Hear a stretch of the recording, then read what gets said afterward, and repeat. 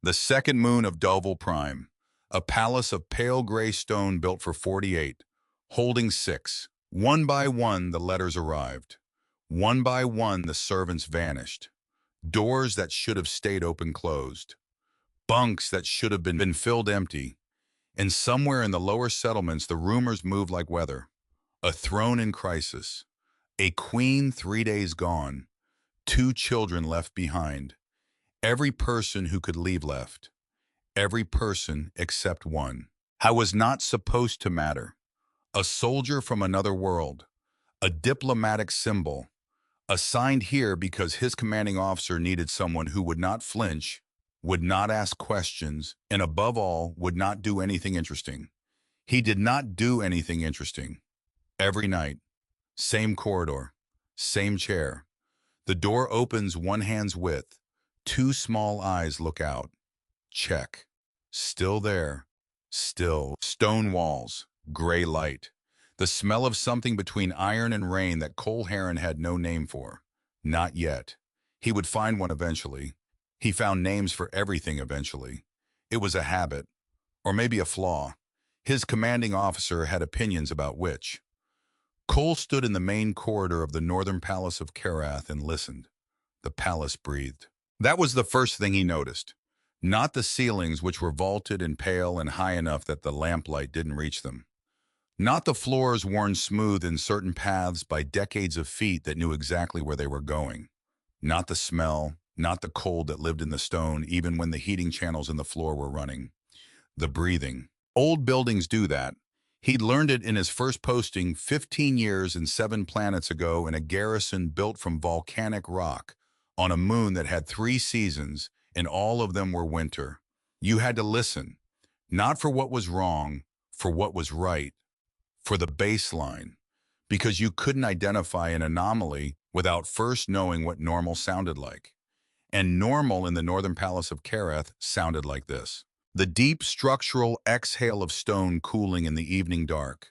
The soft percussion of air moving through the heating channels beneath the floors, a sound like distant breathing, rhythmic and low. The way the east wing settled after midnight, different from the west wing, quieter, more like a held breath than a released one. Cole Harran filed all of it. I was 43 years old, sergeant, 21 years of service across 4 systems and more postings than he could list without consulting his service record. He was built for this, for the long watch, the empty corridor, the slow accumulation of information that other soldiers found unbearable, and that Cole found in his particular and private way something close to peace. His commanding officer had said in the briefing that had lasted approximately 6 minutes, "You'll stand around and exist, Harran. You'll be a symbol of the Karath Accords. Try not to do anything interesting." Cole had looked at him. "Sir, that's it. That's the whole job." And the commander had looked so genuinely relieved to have found the right man for this assignment that Cole had almost felt bad for him. Almost. Because the commander looked like a man who had tried other candidates first and come to Cole as a last resort, which was a familiar feeling and not an unpleasant one. Cole was the last resort, the quiet option, the man you sent when you needed something done without noise. He had arrived at the northern palace in the early part of the Karath cold season, transported up from Delval Prime's surface on a shuttle that smelled of recycled air and diplomatic paperwork. Met at the landing pad by the palace chamberlain, a tall Karath official named Orveth, who communicated in careful, deliberate galactic standard, and who showed Cole to his quarters with the particular courtesy of someone hosting a guest they had not chosen and did not particularly want. Cole did not take it personally. He spent the first 72 hours learning the building. 2 full circuits on the first day. Methodical. Every corridor, every door, every window, and what it overlooked, and what the sight lines were from the outside. He wasn't looking for threats. There were no threats. He was looking for the map, the real one. Not the architectural schematic he'd been given, which was accurate, but dead the way all maps of living spaces are dead until you walk them. By the end of the 3rd day, he knew things the schematic hadn't told him. The east corridor's heating channel ran shallower than the others. The floor there was warmer, which meant ice condensation on the outer walls and heavy cold. The West Wing's window frames were older than the rest of the palace, repaired with different materials at different times, creating a patchwork of history in the wood and stone. One of the main hall doors had a slight misalignment. It caught on the threshold half a second slower than it should, which would be noticeable on the fifth or sixth time you opened it and not before. Cole noted all of this. He was not a man who used the word catalog as a verb, but if he had been, that is what he would have called it. He cataloged the palace. And somewhere in that first week between learning the sound of the heating channels at midnight and identifying the quality of light, the east wing lamps produced at the third hour past dawn, he became aware of the palace's 40 inhabitants, 38 staff members, running the domestic and functional machinery of a working royal residence with the quiet efficiency of people who had been doing this for decades and saw no particular reason to change. The Chamberlain Orveth, who appeared briefly each morning and regarded Cole with the expression of a man performing a duty he had not signed up for. A head of household who managed schedules and supplies, and who communicated with Cole primarily through the medium of pointed glances at doors he was standing too close to. Borth, the gardener, who existed in a category entirely separate from the rest of the household, and who communicated with precisely no one about anything unrelated to his kitchen garden. Cole had attempted on the fourth day to engage him in brief conversation about the drainage channels on the eastern perimeter, which appeared to be running slightly slow. Borth had looked at him, then at the drainage channels, then back at Cole. That Borth had said in Galactic Standard that was technically functional but carried the cadence of a man translating reluctantly is not the garden. And he had turned and walked back to his garden, which was Cole would later understand the entirety of the world that Borth considered worth discussing. And then the children. I had been aware of them before he met them, the way you become aware of weather before it arrives. Small sounds from the west corridor that were different from adult sounds. A slight adjustment in how staff moved through certain hallways. A collective awareness of something that required managing without being too obviously managed. Lyra was 6. Cole learned this from the Chamberlain's briefing documents, along with her formal name and titles in Karath, a long sequence of syllables he would not attempt to reproduce in conversation, and the basic fact that she was the Queen's eldest child, and in the complex hierarchy of the Karath Dominion, the individual with the highest formal status in the palace after her mother. She was 6 years old, and she conducted herself with a gravity that Cole found on the first occasion she appeared in the corridor, and regarded him with the full weight of her attention, genuinely startling. She looked at him the way a senior officer looks at a new transfer, assessing, filing, reaching conclusions. Then she turned and walked back the way she came. Oren was 4. He had no interest in assessment. He appeared in doorways and pointed at things, the lamp on the corridor wall, Cole's sidearm holster, Cole himself. He would say something in Karath that Cole could not translate in the tone of someone providing commentary on a situation they found satisfactory and then disappear again. Cole was, he understood, being inventoried. He found this reasonable. Queen Sarath. He had seen her in the official portraits that hung in the receiving hall. Formal images, the kind designed to communicate authority rather than personality, painted in the Karath style, that emphasized lineage markers in formal color in the precise arrangement of insignia. He recognized the copper ring eyes that were a marker of the bloodline, the deep blue of the Dominion's formal color in her outer cloak. He met her on the 5th day in the corridor outside the receiving hall when they arrived at the same doorway from opposite directions. She looked at him. He looked back. Sergeant Harran, she said in Galactic Standard that was considerably better than her Chamberlain's. Your Majesty. A pause, the kind that has weight in it. Do you need anything? Not quite a question. The question a person asks when they are performing courtesy and do not expect the answer to be yes. No, ma'am. She nodded once and walked past him through the door. That was the whole conversation. Cole did not find this inadequate. Queens had palaces to run. He had a corridor to learn. Neither of them was failing at their job. He noted in his mental catalog that she was taller than the portrait suggested, that the exhaustion in her face was not new. It was the kind that had been accumulating for some time, that she moved with the precise awareness of someone who monitored exits without appearing to. He filed this alongside everything else and continued his watch. The Northern Palace had 23 days of peace before the Queen left. Cole had been awake for the third rotation doing his East Corridor circuit. He'd glanced out the high window, and there she was. Small, purposeful, moving across the courtyard with the quality of motion that belongs to someone who has been moving like this for a long time and has stopped noticing it. Dark hair caught back, the deep blue outer cloak, a small retinue behind her 3 attendants and 2 household guards moving in her wake with the practiced efficiency of people who had done this before. A transport waited in the outer courtyard. Its running lights were low. In the cold season air, the exhaust made faint vapor in the dark. She did not look back. The transport door closed. The lights shifted from standby to transit, and then it lifted and the courtyard was empty, and the cold came back into the space where motion had been, and Cole stood at the window for a moment longer than he needed to. Then he went back to his circuit. The Chamberlain Orveth appeared at Cole's post the following morning with a briefing that lasted 4 minutes. Crisis of governance in the capital. A succession dispute in 3 outer provinces. 2 major trade guilds had chosen this moment to renegotiate their charters simultaneously. The Queen was required to manage the situation in person. "How long?" Cole said. Orveth looked at the space slightly to the left of Cole's shoulder in the way he always did.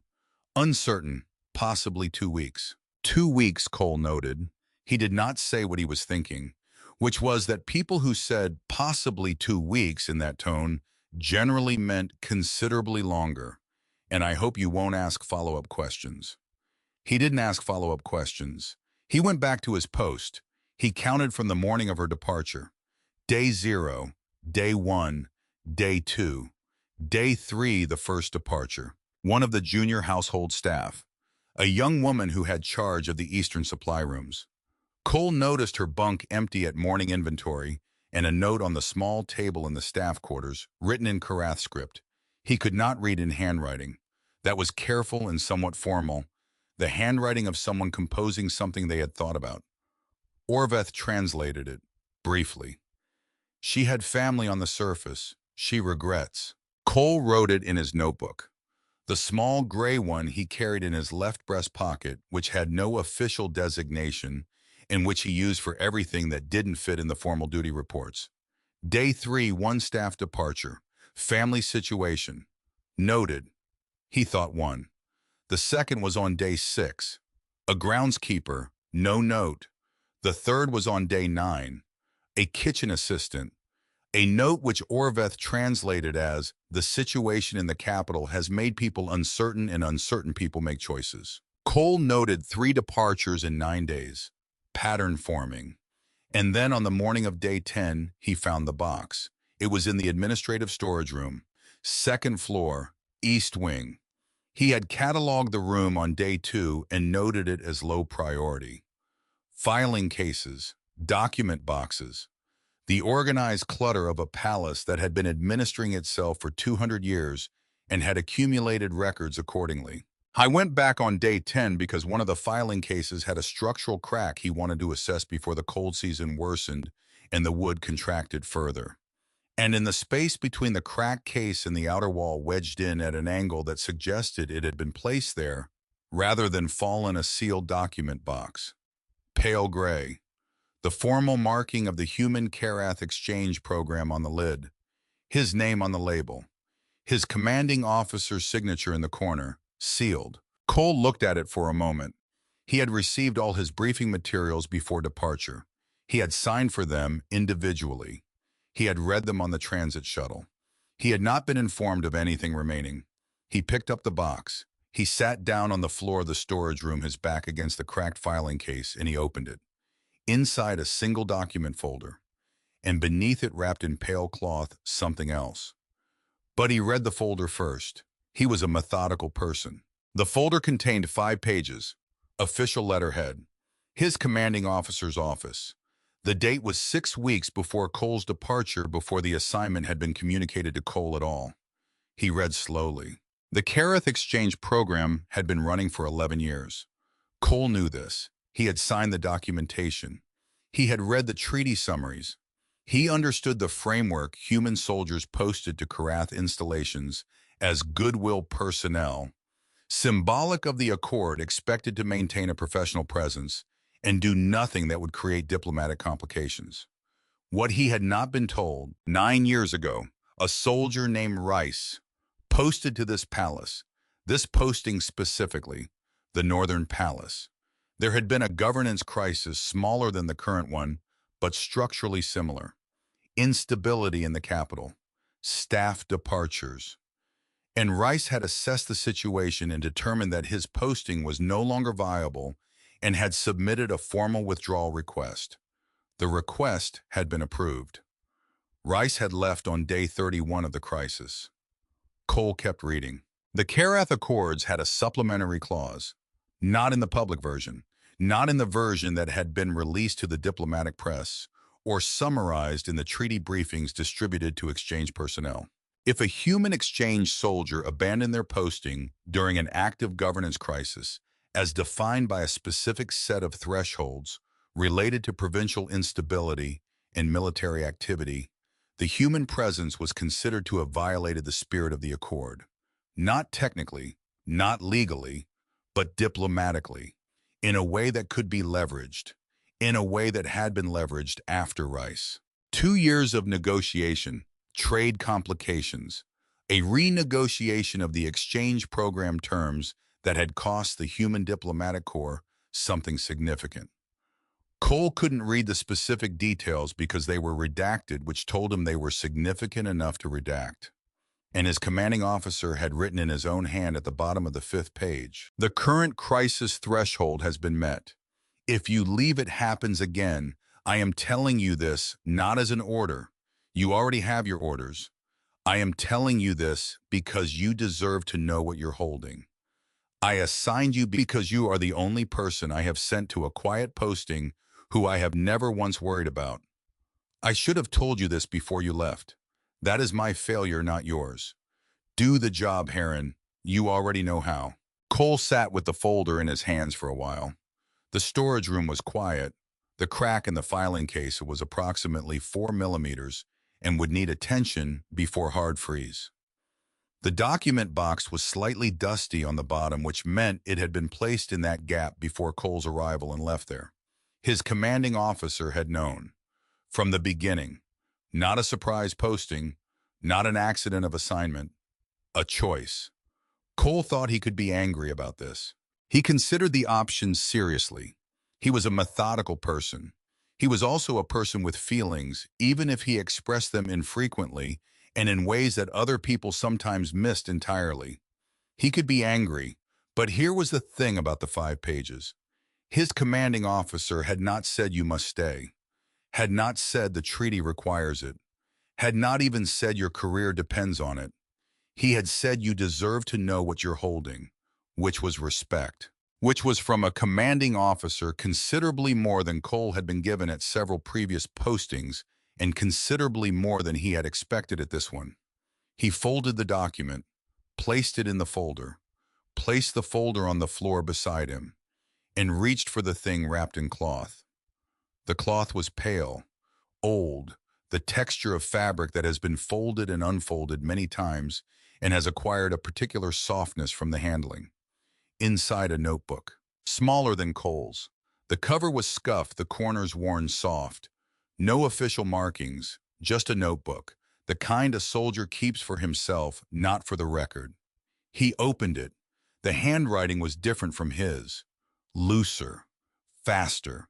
The kind of handwriting that comes from someone thinking faster than they can write, reaching for the pen to keep up with the thought.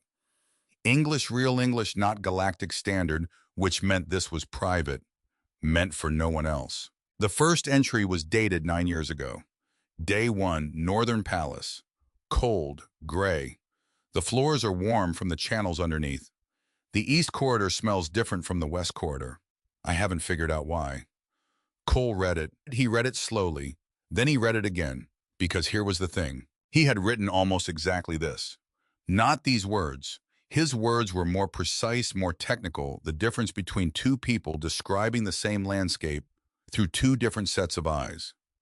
But the observations, the cataloging, the attention to small physical details that other people overlooked because they were looking for the large things, the obvious things, the things that declared themselves. Rice had looked at this palace and seen what Cole had seen. He kept reading. Day 8 staff seems comfortable. Chamberlain is managing. Children are. And then it was crossed out. The word children crossed out and replaced with the young members of the household are adjusting to my presence. Or I am adjusting to theirs. Unclear which. Cole thought yes. Day 15, the older daughter brings me things from the nursery occasionally. Small objects, stones from the courtyard. Once a piece of root vegetable from the kitchen that I'm fairly sure she stole based on Malin's expression at dinner. Cole paused. Malin, the caretaker. Still here. The same Malin 9 years later. He held that for a moment, set it aside, kept reading. Day 23, Queen has been in the capital for 2 weeks. Staff beginning to thin. Filed report. Commanding officer says hold position. Holding. Day 28, 8 departures total. 5 this week.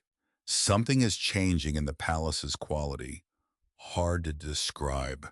Like a building that is deciding something. Day 30, received guidance from command. Withdrawal is being considered. This is not what I want, but the calculation is becoming difficult to argue with. Day 31. Cole looked at the page a long time. 3 words, I'm going home, and then blank, white pages, the rest of the notebook empty, waiting for entries that had never come. Cole sat on the floor of the storage room with Rice's notebook in his hands and understood with the clarity that comes not from instruction, but from recognition exactly what kind of posting this was. Not a test, not exactly. Tests have evaluators. Tests have pass-fail metrics. This was a choice point, and Rice had reached it on day 31. And Cole was sitting here on day 10 with the choice point already visible in the distance. Like a mountain, like a storm, like something that was coming regardless of what he did, and the only variable was what he would do when it arrived. He opened his own notebook to a blank page. He wrote day 10, found the file, found Rice's notebook, administrative storage room, east wing, 2nd floor, document box between filing case and outer wall. He paused, then commanding officer's assessment correct. Will not affect current rotation. He closed the notebook, stood up, placed the cloth-wrapped package back in the box, placed his own entry in the formal duty log, noted the filing case crack, noted the need for maintenance before hard freeze. Then he went back to his post, because that was the job, and it was still the job. Lyra started checking on day 11. He noticed it the first time because he was paying attention. Because paying attention was what he did. Because the nursery door had a specific sound, a slight catch on the lower hinge, a particular scrape of stone, and he had cataloged that sound by day 4 and knew exactly what it meant. At the 2nd hour past midnight, the door opened. Exactly 1 hand's width, not more. Cole was in his chair, alert, not asleep. He had a particular method for the long watch, not quite sleep, not quite wakefulness. The useful middle ground where the body rests and the ears stay open. He had learned it in his 7th year of service. It had saved him on 4 occasions and bored him on countless others. The door opened, 1 hand's width. A pair of eyes, large, dark, the copper ring outer band of the Karath bloodline, visible even in the corridor's low nighttime dimming. Looking at him. He looked back. He did not move, did not speak, did not change his posture or reach for his sidearm or do anything that would suggest this was a situation requiring a response. Because it wasn't. It was a child checking. He had been checked before, by children who wanted water or had woken from bad dreams or needed the reassurance that only the physical presence of an adult can provide. He knew the look. This was the look. He met her eyes steadily. She held the position for approximately 7 seconds, assessing, filing, reaching whatever conclusion she was reaching. Then she closed the door. The catch, the scrape, and then the quality of silence that means a door has been closed by someone who knows how to close it quietly. Cole noted day 11, young member of household perform visual check of corridor at approximately 0200. Duration 7 seconds. Satisfied with result. He thought she's been doing this since earlier. He didn't notice until day 11 because he'd been sleeping at that hour. He adjusted his rotation schedule. On day 12, he was awake at 0200. The door opened, one hand's width, the eyes. He looked back, 7 seconds. The door closed. On day 13, same. On day 14, Oren opened the door instead. All the way, no assessment, no holding position, no 7 seconds of careful evaluation. He simply swung the door wide, pointed at Cole with one small finger, said something in Karath that Cole's extremely limited vocabulary could not translate, but that carried the cadence of confirmation. Yes, still there noted, and then retreated, and the door closed. Cole wrote in his notebook, the 4-year-old's check takes approximately 2 seconds and has a different quality from the 6-year-old's. Less assessment, more inventory. I am being treated as furniture. This seems to be a positive development. He sat with that sentence for a moment. Then the 6-year-old is concerned. The 4-year-old is certain. I am not sure which of them is reading the situation more accurately. He closed the notebook. The departures continued. Day 15, a household guard and his partner. Bunks empty, no notes this time. Just the kind of vacancy that means someone packed with intention and left before they could reconsider. Day 16, the Chamberlain Orveth. Cole found the note on the hall table in the early morning. Karath script. Careful handwriting. He stood there and looked at it. Malin appeared behind him. She had a way of moving through the palace that was almost silent, not from stealth, but from 40 years of navigating a household without disturbing it. She read the note over his shoulder. Cole heard her exhale. A small sound. The sound of someone who has seen this coming and is still surprised when it arrives. What does it say? Cole said. Malin was quiet for a moment. He says he is sorry. He has family on the surface. He cannot stay. A pause. The rumors are reaching the lower settlements. People are making choices. Cole nodded. He picked up the note and placed it with his documentation. He would include it in the formal report. He would note the time and the date in the personnel count. 38 staff, now 11. He updated the number in his notebook. Malin said quietly behind him, I am staying. He turned and looked at her. She was not young. The strain of the past weeks had written itself clearly in her face, in the tightness around her eyes that belongs to someone maintaining a composed exterior through effort rather than ease. She was maintaining it, but the effort was visible to anyone paying attention. I know, he said. They are not to be alone, she said. Not to him exactly. To the hallway. To the decision she had already made. No, Cole agreed. They're not. Malin looked at him, directly. The first time she had looked at him directly in 11 days. You are also staying. Not a question. The weight of something older than a question. Something that was asking not for confirmation, but for understanding. Cole looked back. Yes, he said. And that was that. The staff count reached 6 by day 20. Malin, Borth, who had not left his kitchen garden at any point during any of this, and showed no signs of developing interest in the broader situation. 2 elderly retainers who had been with the palace so long that the concept of leaving seemed not to have registered as an available option. 2 young attendants who appeared every morning slightly stunned by the size of the space that had opened up around them, as if they had been part of a crowd, and were only now understanding the crowd was gone. Cole had learned through careful listening in Malin's patient translation that some of the departed staff had received letters before they left. Communications from family, urgency, come home, the situation is dangerous. He had filed this information and held it. Because here was the thing about those letters, the timing was specific. The departures had not been random. They had clustered. They had followed the letters. And the letters had arrived in a sequence that moved through the staff in an order that was, if you looked at it from a certain angle, not random either. Cole looked at it from that angle. He wrote in his notebook, pattern and departures, letters as catalyst, sequence not random, possible coordination, not confirmed, watch. He did not share this with anyone yet. He had no evidence. He had a pattern, and patterns in his experience either confirmed themselves or dissolved, and either way you needed more data before you said anything out loud. He watched, and at 0200 every night the nursery door opened, one hand's width, the eyes, and at approximately 0202 every night, Orrin would push past his sister's careful assessment and point at Cole with the absolute confidence of a 4-year-old who has determined the situation and sees no reason to overcomplicate it. He was still there. Good. Noted. On the evening of day 22, Lyra brought him a book. He had not been expecting the knock, not the door opening at a careful hand's width, but an actual knock, small knuckles on stone at the hour before the children's dinner.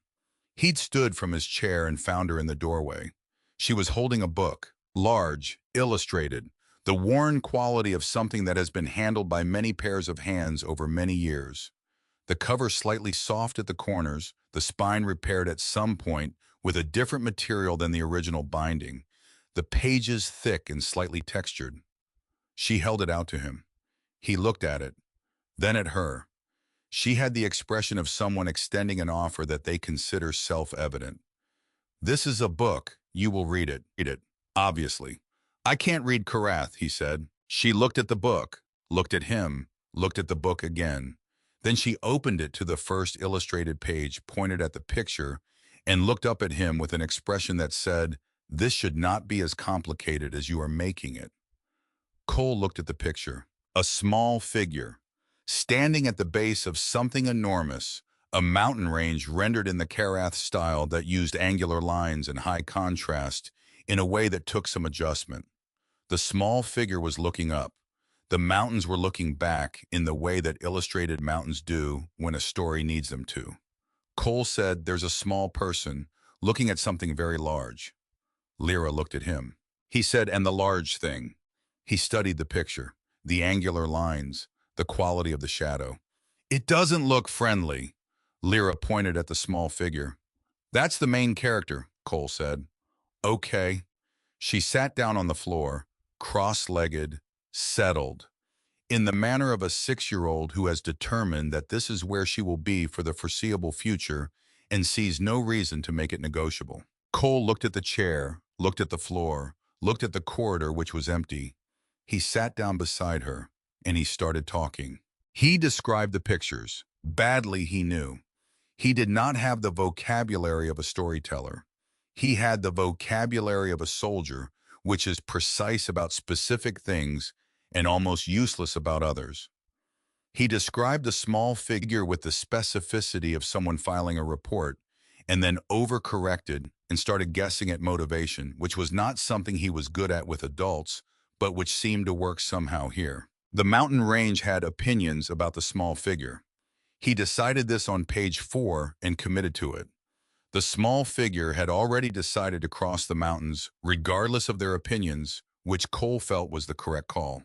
And somewhere around page 7, when Orrin appeared from inside the nursery, with the expression of someone who has been listening through the door and has decided that whatever is happening in the corridor is sufficiently interesting to justify abandoning pretense. Orrin simply walked out and sat down on Cole's other side and looked at the book as if he had been part of this arrangement from the start. Cole kept talking. The mountain range relented on page 11.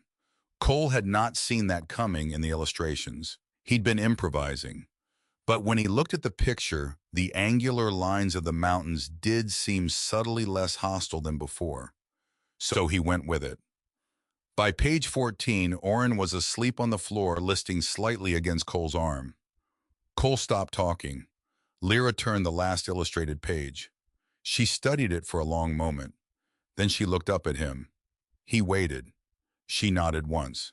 The nod of a 6-year-old who is acknowledging that a thing has been done acceptably. Not perfect, acceptably. Cole noted acceptable. He shifted carefully, trying not to disturb Oren. Malin appeared from inside the nursery she had been listening to. He realized and collected the sleeping 4-year-old with the practiced efficiency of someone who had been doing this for years. Cole stood. His knees registered the floor. He ignored them. Lyra stood too, the book under her arm. She looked at him and said something very quietly in Karath. Cole did not know what she said. He would not know for some time. He said, "Good night." It was all he had. She seemed to accept it. The door closed. The catch. The scrape. Cole went back to his chair. He sat for a long time, not reviewing anything, not updating any catalog. Just sitting. In the stillness that comes after something small and good has happened, and you have not yet begun to analyze it. He thought about Rice. I thought about day 31. He thought about a notebook full of careful observations that stopped mid-sentence and then went blank. Then he opened his own notebook, updated his duty log, noted the children's bedtimes, noted Oren's weight against his arm, surprisingly substantial for a 4-year-old.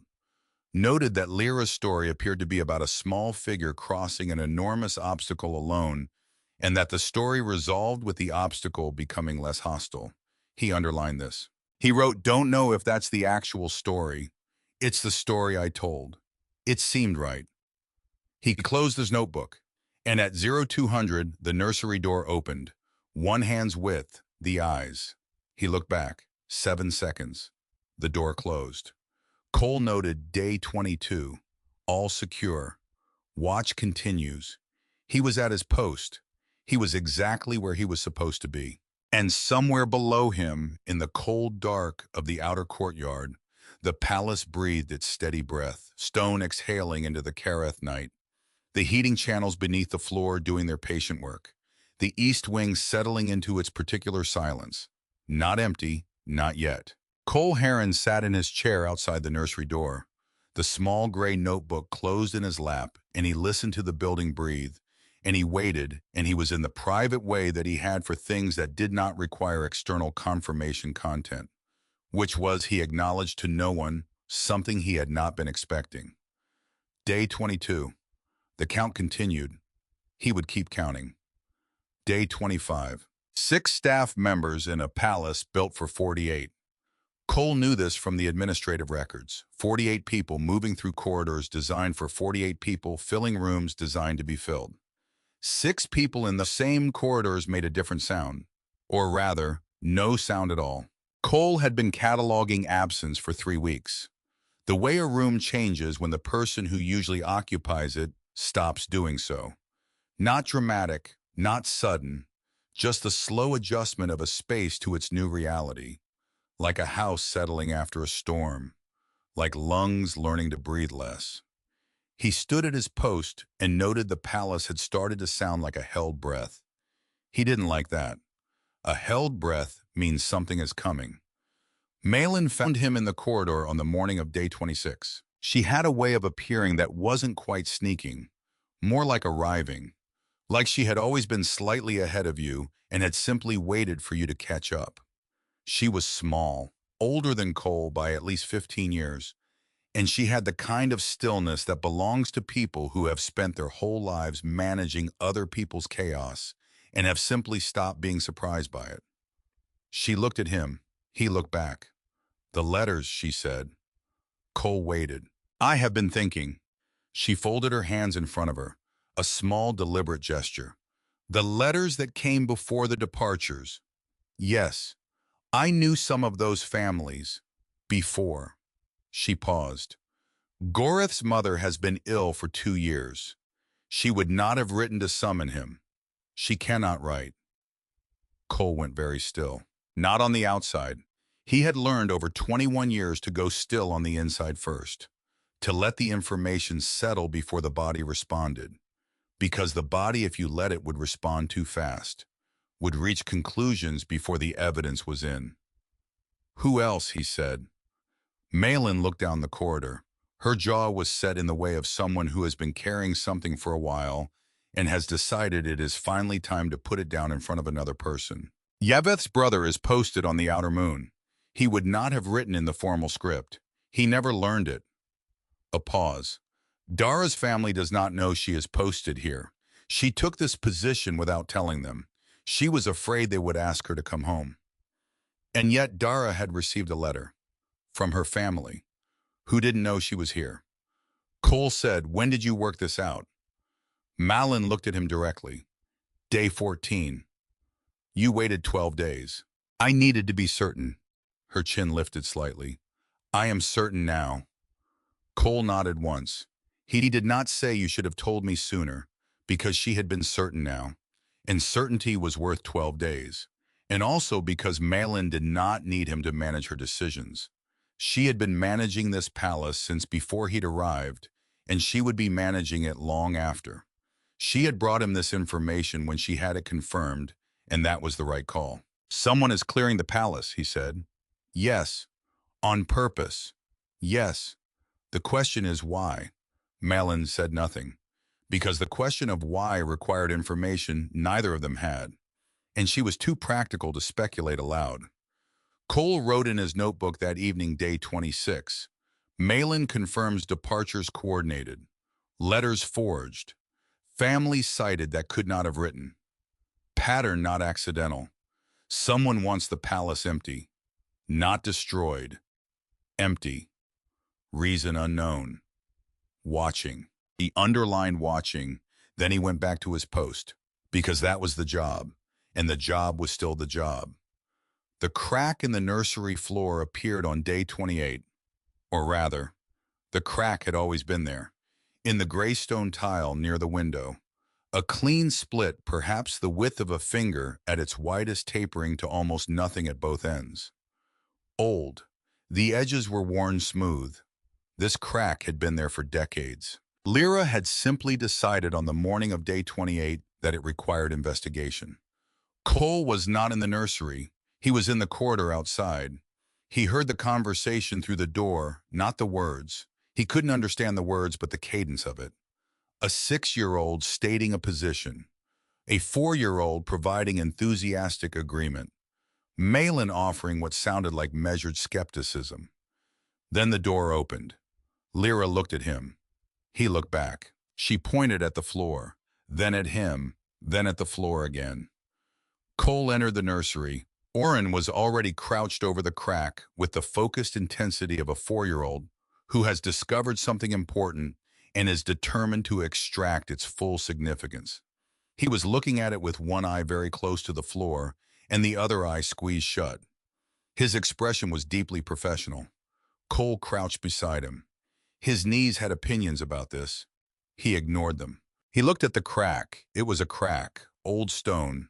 Structural stress over many decades of temperature change, expansion, contraction. Nothing living, nothing hidden. Just the building being a building. Lyra crouched on his other side. She said something in Karath. Cole caught one word, not a Karath word exactly, but a sound that had meaning. She was asking. "Something lives there," Malin translated from the doorway, dry as dust. "She is certain." Cole looked at the crack. I thought, how do I explain that stone cracks? Because stone cracks, and there is nothing mysterious about it. Then he thought, why would I explain that? "We should investigate," he said. Lyra looked at him with an expression that said, obviously. They investigated. For an entire afternoon. Cole produced his small flashlight, the standard issue one he kept on his belt, which Oren immediately became fascinated by, and which had to be carefully managed to prevent the investigation from becoming entirely about the flashlight. They examined the crack from every accessible angle. They measured it approximately using Lyra's hand as a unit of measurement.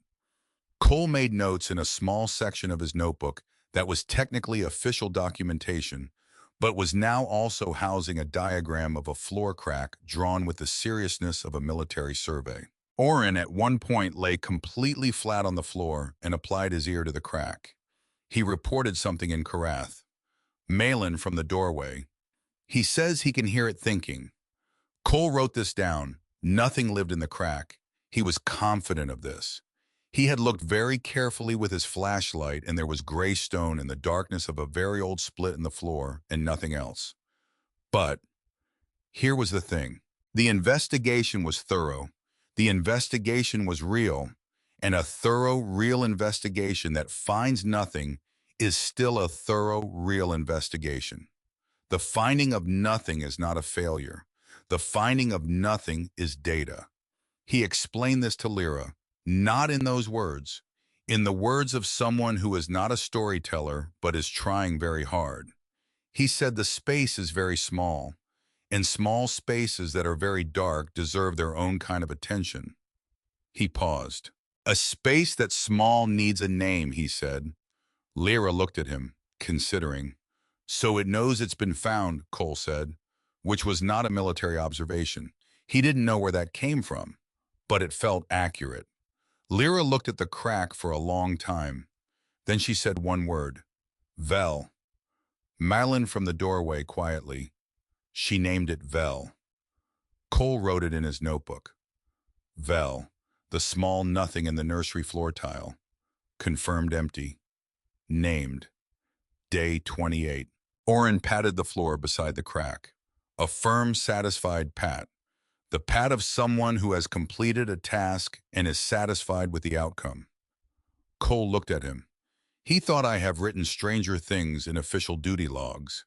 He kept the Vel entry. Oren gave him the figure on day 31. Cole had been aware of the collection. He had been shown it briefly in pieces over the past 9 days. Oren would appear with one figure at a time, present it at close range for Cole's examination, wait for an appropriate response, and then withdraw it. Inventory check, quality assurance. The collection consisted of 12 carved pieces, all Karath animals rendered in a stylized but identifiable way.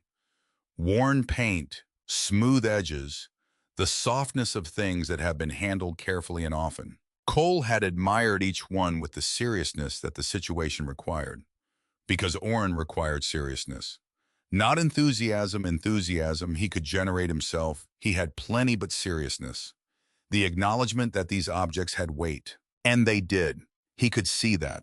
The way Oren held them, the way he tracked their position in the room, the way he would occasionally arrange them in a precise line and sit back and regard the arrangement with the satisfaction of someone who has put things correctly in order. On day 31, Oren appeared in the corridor.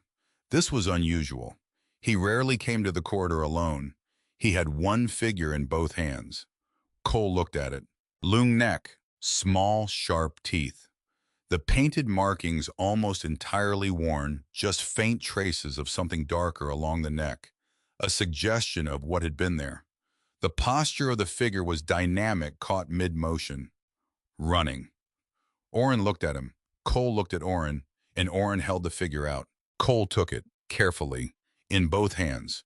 The way you receive something that is being offered with ceremony, even if you don't fully understand the ceremony. He turned it in his hands. Long neck, small teeth. The suggestion of speed in the carved posture. Old, very old for a child's toy. Oren watched him examine it with the expression of someone awaiting a verdict. Cole said, "This one runs." Oren said something in Karath. Confirmatory. "It's fast," Cole said. More Karath, still confirmatory, with the cadence of someone explaining something obvious to someone who is catching up slowly. Cole looked at the figure for a long moment. He did not know yet what this was, what it meant in the full weight of the culture that had made it. He knew only Oren was 4 years old, and he had held this object carefully for 2 years, and he was holding it out now with both hands, which was not the gesture of someone lending a thing. It was the gesture of someone transferring a thing. Cole placed the figure in his left breast pocket, next to Rice's file, next to his own notebook. He put his hand flat over it for a moment. Oren looked at his hand, then at Cole's face. Then he nodded. Once. with the gravity that 4-year-olds bring to moments they have decided are serious. Then he turned and walked back into the nursery. Cole stood in the corridor for a moment longer. He touched the outside of his pocket once briefly. Then he took his hand away and went back to his chair. He wrote in his notebook, Day 31, Oren transferred figure from his personal collection. The one with the long neck, running, worn paint, placed in left breast pocket. Will carry, he underlined will carry. Day 33. Malin did not appear at the nursery at her usual hour. Cole noticed at 0630 he was on his morning circuit. The children's breakfast should have been underway. He knew the sound of it by now. The domestic rhythm of Marilyn in the corridor with the tray. The small negotiations that preceded Oren eating anything that wasn't his preferred items. He knew those sounds. He did not hear them. He knocked on Malin's door. No answer. He opened it. She was in her bed. Her face had the particular grayness that does not belong to cold or tiredness, but to something working inside the body that the body is losing ground against. He stepped inside, put his hand on her forehead. Fever. High. The kind that has been building for more than one night. I was not a medic. He had field training, the standard package, enough to stabilize a situation until someone more qualified arrived. He assessed fever, fatigue, no sign of injury, no sign of respiratory distress. He went to the palace's medical supply. He had cataloged it on day 2. He knew exactly what was there and what wasn't. There was enough, not ideal, but enough to manage fever, to keep it from climbing further, to give the body the support it needed to do the work. He had noted the supply on day 2 as adequate for minor medical situations. This was a minor medical situation, as long as it stayed that way. He brought what he needed back to Malin's room. She was awake by then.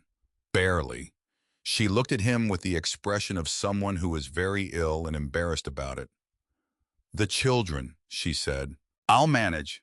She started to say something else. Something about the routine, the morning schedule, Oren's preferences regarding breakfast presentation. Malin, he said, quiet, even. I'll manage. She looked at him for a moment, the look of someone who has been managing everything for so long that the concept of letting someone else manage is more foreign than any language barrier. Then she closed her eyes. The yellow root, she said. He will not eat the yellow root. Do not try to hide it. He finds it. Noted. Lyra reads before sleep, not after, before. If you read to her after, I'll remember. A pause. You won't be able to say the words right. No. She knows that. I know she knows that. Silence long enough that he thought she drifted. Then you are very odd for a soldier. Cole considered this. I've been told. Something crossed her face. Not quite a smile, but something in the direction of one. He left her to rest. He went back to the corridor. He stood outside the nursery door. He thought right. 2 children, no shared language, no Malin. 6 people remaining in the palace, 2 of whom were elderly retainers who managed the domestic functions with quiet efficiency and had no involvement with the children's care. Borth would not leave his garden. 2 young attendants who were doing their best and operating at the upper limit of their capacity. And Cole Harran, 21 years of service, no children of his own, functional in galactic standard, non-functional in Karath. Owner of 1 gray notebook in 1 carved figure, and the kind of patience that comes from long watches in empty corridors. He knocked on the nursery door. It opened immediately. Lyra, who had been awake, who he suspected had been awake for a while. She looked at him. He looked back. Malin is resting, he said. She'll be okay. He said this with the certainty of a person who intended to make it true through sheer organizational commitment. I'm going to get breakfast. Lyra looked at him for a long moment. Then she stepped back from the door and let him in. Oren was already sitting at the small table with his figures arranged in their line. He looked up. He looked at Cole. He looked at the empty space where Malin usually appeared with the breakfast tray. Then he looked back at Cole. I know, Cole said. Give me a few minutes. Oren considered this. Then he rearranged his figures to accommodate the weight. The days without mail-in established a rhythm that Cole had not expected to find. Not comfortable exactly, not easy, but rhythmic in the way that difficult things become when you commit to them fully and stop waiting for them to resolve into something simpler. Morning's breakfast negotiation. Oren's views on food were specific and non-negotiable, but they were at least consistent, which made them manageable once Cole had mapped them. Yellow root unacceptable regardless of preparation method, and the hiding strategy was indeed futile because Oren had method, and the hiding strategy was indeed futile because Oren had some form of detection Cole could not account for. The dark bread acceptable but preferred toasted. The liquid that was not quite juice, but served the same purpose required in the blue cup, not the gray cup. Cole did not question this. He simply noted it and implemented it. The gray cup did not appear again. Lyra ate everything, without complaint, without negotiation. She ate with the focused efficiency of someone who has decided that food is not a domain she intends to expend energy on, which left more energy for everything else. Cole found this deeply sensible. Afternoons were variable. Sometimes Lyra had projects. She was a child who had projects in the way that certain adults have projects, not hobbies. Projects which is different because a project implies a purpose and a plan and an expected outcome. She had been organizing something in the nursery library for the past week. Cole was not entirely clear on the organizational principle, but he respected the commitment. Sometimes Oren wanted the figures explained. This was an ongoing exercise. Cole would hold up a figure. Oren would name it in Karath. Cole would repeat it badly. Oren would correct him with the patience of a 4-year-old who has accepted that some students are slower than others. Cole repeated it slightly less badly. This process continued until Cole had a working vocabulary of 12 animal names in Karath that he would never use anywhere else and that he wrote in his notebook anyway. Evening the book. This had become fixed, non-negotiable. Not because anyone had stated it, they didn't have the shared language for stating things, but because it was simply what happened. He came to the nursery. Lyra produced the book. They sat on the floor. He talked. Oren lasted a variable number of pages before falling asleep, and Cole had stopped trying to predict which page because it seemed to depend on factors entirely internal to Oren's 4-year-old processing of the day. The story Cole was telling them had evolved. He had not intended for this to happen, but stories he was discovering have their own momentum.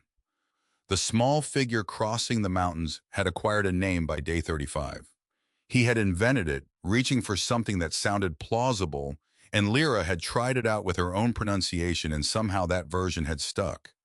The mountains had developed a history.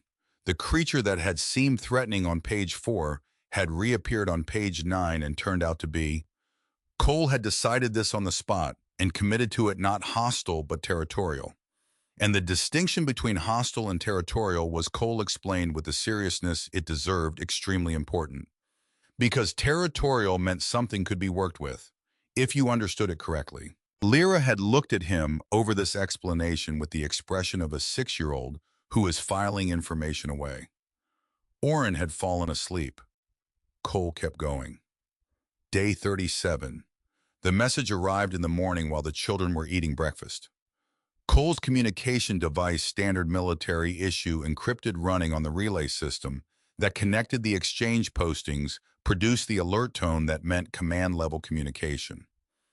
He stepped into the corridor, read the message. Read it again. It was not an order. His commanding officer had been very careful about that. The language was specific, informal guidance. Situational reassessment. The positioning is being reviewed in light of ongoing governance instability. Withdrawal may be appropriate. Recommend consideration. Not an order. A suggestion. Cole put the device in his pocket. He stood in the corridor for a moment. He thought Rice got something like this. On day 30, and then he left on day 31. I thought about the notebook, the careful handwriting that stopped mid-sentence, the white pages after. He thought about the message's language. May be appropriate. As if the commanding officer was not quite willing to say come home, was not quite willing to say stay, was sitting in an office somewhere and looking at the situation and trying to thread a needle with words. Cole understood this. He had done it himself in other contexts. Written the message that gave someone a choice without telling them which choice to make. Because you couldn't. Because some choices belong to the person standing in the corridor with their hand on the wall and the sounds of two children eating breakfast coming through the door. He went back in. Orrin had arranged his remaining toast into a shape that Cole could not identify, but that appeared to be intentional. "That's an interesting layout," Cole said. Orrin looked at him, said something in Karath. Satisfactory, probably. Or possibly it represents something. Or possibly just yes, I know. Cole sat down. He watched them eat. I thought Malin is getting better. Fever down by 2 degrees since yesterday. 2 more days, maybe 3. The supply was holding. The retainers were managing the domestic work without complaint. Borth had this morning left a basket of something from the kitchen garden outside the corridor door. Not for Cole specifically, not for anyone specifically, just there. The way a person who communicates through action rather than words communicates care. I thought the East Corridor cells are failing. He had been tracking the failure pattern for 10 days. He needed to document the progression properly. He needed to note the gate mechanism's increasing delay. He needed to update the duty report. He thought Lyra checked on Vel this morning. First thing, before breakfast. She crouched at the crack in the floor tile for approximately 40 seconds and then stood up and seemed satisfied. He thought, I am not leaving. Not a dramatic decision. Not a defiant one. Not the kind of thing that needed to be stated to anyone. Just a fact. The same kind of fact as the East Corridor cells are failing. The same kind of fact as Orrin won't eat yellow root. True. Recorded, moving on. He took out his notebook. He wrote day 37. Received informal withdrawal guidance from command. Operational status unchanged. Children stable. Malin improving. Borth has left vegetables. Vel confirmed present. He paused, then staying. One word. He didn't underline it this time. It didn't need underlining. It was just the next entry in a series of entries. The count continuing. He put the notebook away. Finish your breakfast, he said. To Orrin, who looked at him with the expression of someone who had already decided how much of the breakfast was going to happen and considered the matter settled. Day 39. Cole heard the gate at mid-morning. Not the smooth operation of the mechanism, which had been running approximately a half-second slower every 3 days, and was now running noticeably slower, in which he had been documenting with the intention of requesting a maintenance team once the situation stabilized. Not that sound, the grinding of a mechanism being cycled from outside, the gate opening, footsteps on the outer stone, more than one person, moving with the rhythm of people who have arranged themselves deliberately. Cole set down the maintenance log. He was in the West Corridor, midway through his morning circuit. The distance from the corridor to the main entrance, 60 steps. He knew because he had counted. He was there in 58. There were 4 of them. Standing in the entry hall with the formal posture of people who have come to conduct business and have dressed for it. 3 attendants and a lead figure tall in the pale gray of administrative formal wear carrying a document case. They stopped when they saw Cole. He didn't stop. He walked to approximately 10 feet from the lead figure and stood. The palace is under reduced operations, he said in Galactic Standard. Even. No inflection that could be read as threat. Just information. Identify yourselves and your purpose. The lead figure looked at him with the expression of someone who had anticipated a more complicated welcome and was recalibrating. We are representatives of the Provisional Succession Committee. We have documentation. Our purpose is the welfare of the royal children. Cole said documentation. The lead figure produced a folder from the case, held it out. Cole took it. He opened it. Kareth script. Dense. Official-looking.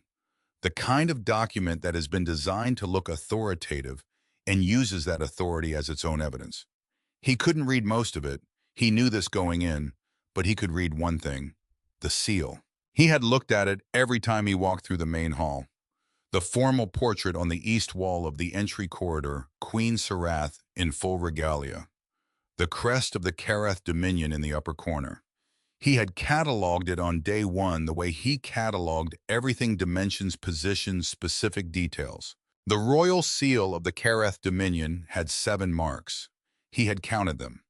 He had counted them again on day 14 when he was doing a thorough check of the entry hall. 7 marks, arranged in a specific pattern. He had put this in his notes not because he thought it would matter, but because he cataloged everything, and it was there. The seal on this document had 6. Cole looked at it for a moment longer than necessary, not because he was uncertain, because he was making sure. 6 marks. He closed the folder. He held it out. The lead figure took it. Cole said, "The seal is incorrect." A pause. "I beg your pardon. The royal seal of the Karath Dominion has 7 marks. This document has 6. I can't accept documentation with an incorrect seal."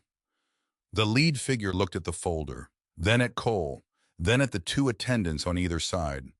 A rapid exchange in Karath that Cole could not translate, but that had the cadence of people recalibrating a plan. Cole stood where he was. He was not threatening. He was not aggressive. He had his hands at his sides, his posture non-confrontational, his voice the same flat, even tone it always was. He was simply an obstacle, the kind that requires engagement before the space behind it can be accessed. Not moved, not fooled, just there. The lead figure turned back to him. "There may have been an administrative error in the preparation of the return with documentation bearing the correct seal," Cole said. "I'll be here." A long pause. The lead figure looked at him. Cole looked back. The look of a man who has been in corridors at the second hour past midnight and has outlasted that particular kind of pressure and has no concerns about outlasting this one. The delegation left. Cole went back to his post. He wrote day 39, delegation, 4 individuals, claim provisional succession committee, documentation presented. Royal seal had 6 marks, not 7. Documentation rejected. Delegation withdrew. Full description in supplementary log. Watch continues. He paused. Then note document the 7-mark seal properly for the record. Secondary verification complete. He looked at the corridor. He thought someone sent a delegation with a fake seal. Either they expected no one to check, or they expected no one to know. They had not expected Cole Harran and 21 years of cataloging things that seemed unimportant until they weren't. He went back to his circuit. Day 42, the morning check on Vel. Cole watched from the corridor doorway as Lyra crouched at the crack, conducted her assessment, and stood. The whole thing took 34 seconds. He had at some point started counting. Then Lyra looked at him. She didn't say anything, didn't point at anything, just looked at him with the expression she sometimes got, not the 6-year-old assessment expression, not the conducting of gravity expression, but something quieter, something that had been sitting behind her eyes for a while. She turned, walked to the far corner of the nursery. He followed. She crouched and pulled open the bottom drawer of the small chest beside the window. The drawer that held, he had cataloged this on day 3, miscellaneous personal items. Not toys, not books. The category of objects that don't belong anywhere specific. She reached past the first layer and pulled out a roll of cord. Not thick rope, thin, the kind used for delicate work. Natural fibers, slightly coarse, the color of pale stone. She held it out to him, carefully, in both hands, the way Oren had held the figure. Both hands. Cole took it. He looked at it, turned it. The cord was tied not randomly, not decoratively, in a series of complex knots. Each knot different, each placed at a specific interval.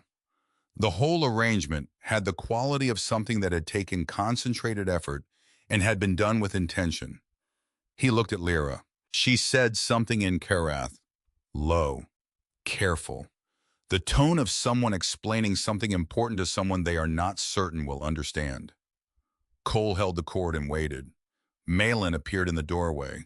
She was still pale, still moving carefully, but she was upright.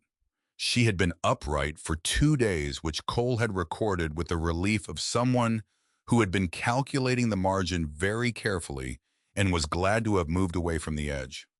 She looked at the cord, and something happened in her face. Not surprise, the opposite. Something that had been uncertain settling into place. She kept it, Malin said, quietly. What is it? Malin looked at him, then at Lyra, then back at him. The signal system. Karath, very old. The palace has a relay on the tower northeast. Optical, for when the primary communications fail. She paused. Before the main array was installed, generations ago. The system uses chord patterns. Specific configurations mean specific things. You encode the message in the knots and send it through the relay. Cole looked at the cord in his hands. Malin! His voice was the same as always, even, unhurried. What does this configuration mean? Malin was quiet for a moment. It is the distress call, she said. The formal one. The one that says the household is compromised. We need the queen to come back. Cole looked at the cord. The knots, the specific intervals, the careful, deliberate arrangement of a 6-year-old who had been taught this by Malin at some earlier point in some calmer time as a tradition, as a piece of history, as the kind of thing you learn because it is worth knowing. Lyra had made this. At some point, he didn't know when, he would never know exactly when Lyra had sat in this corner of the nursery and tied this cord with careful hands and put it in the bottom drawer, and kept it. He looked at her. She was watching him with those eyes. Copper ring eyes, all depth, the watchfulness of a child who has been managing a fear too large for her and has finally shown it to the one adult she has decided she can show it to. She had been keeping this for 42 days. Cole thought she didn't know how to send it. She had the message. She had made the message. She just didn't know where the relay was or how to operate it. And she had been waiting for someone who could. He said very carefully, I need to find the relay. Malin nodded. Northeast Tower, the upper level. I have not been up there in years. I do not know if it still functions. Cole looked at the cord again. He said, I'll find out. He started that night. Not going up the tower yet. First, the library. The palace library was on the second floor east side, a room he had cataloged as low operational priority on day 2 and had not prioritized since. Now he went, with his flashlight, with his notebook. It took him 2 hours to find the right section.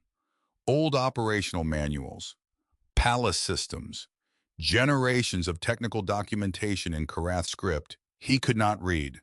He pulled everything that appeared to relate to communications infrastructure.